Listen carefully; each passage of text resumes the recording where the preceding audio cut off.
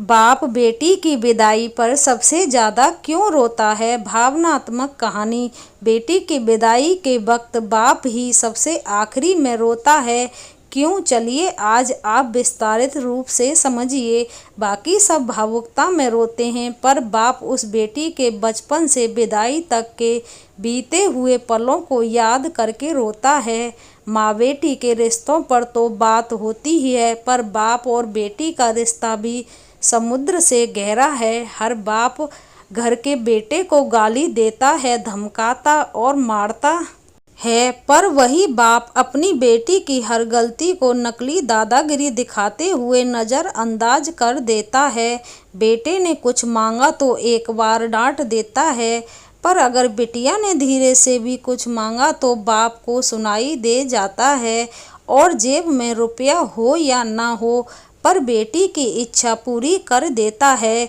दुनिया उस बाप का सब कुछ लूट ले तो भी वह हार नहीं मानता, पर अपनी बेटी की आंख के आंसू देखकर खुद अंदर से बिखर जाए उसे बाप कहते हैं।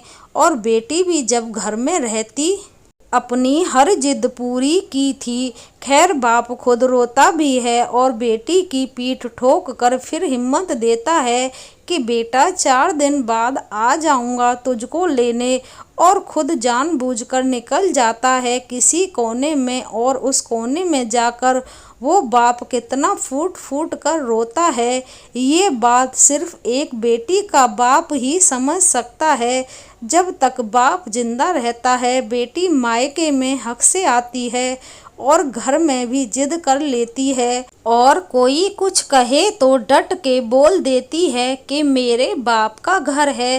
पर जैसे ही बाप मरता है और बेटी आती है, तो वो इतनी चीत्कार कर रोती है कि सारे रिश्तेदार समझ जाते हैं कि बेटी आ गई। और वो बेटी उस दिन अपनी हिम्मत हार जाती है, क्योंकि उस दिन उसका बाप ही नहीं, उसकी वो हिम्मत भी मर जाती है। आपने भी महसूस किया होगा कि बाप की मौत के बाद बेटी कभी अपने भाई भाभी के घर वो जिद नहीं करती जो अपने पापा के वक्त करती थी।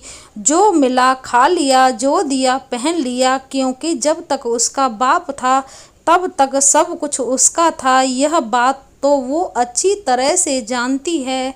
बाप के लिए बेटी उसकी जिंदगी होती है, पर वो कभी बोलता नहीं। और बेटी के लिए बाप दुनिया के सबसे बड़ी हिम्मत और घमंड होता है, पर बेटी भी यह बात कभी किसी को बोलती नहीं। दोस्तों, यह वीडियो आपको पसंद आई हो तो प्लीज़ लाइक शेयर कमेंट करना। धन्यवाद।